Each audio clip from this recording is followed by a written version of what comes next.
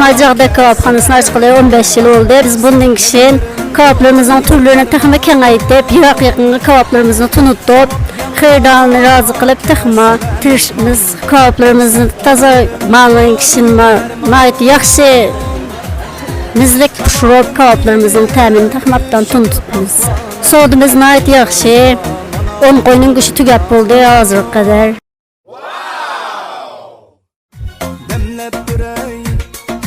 Demlep birey seni gelsin çay.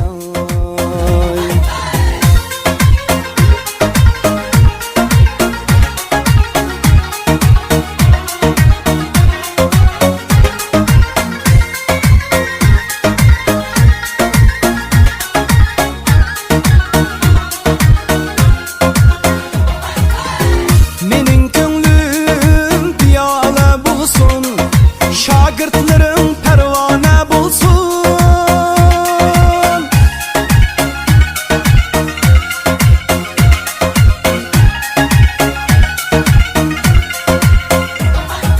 Ruhsarların güllale bulsun, ruhsarların güllale bulsun.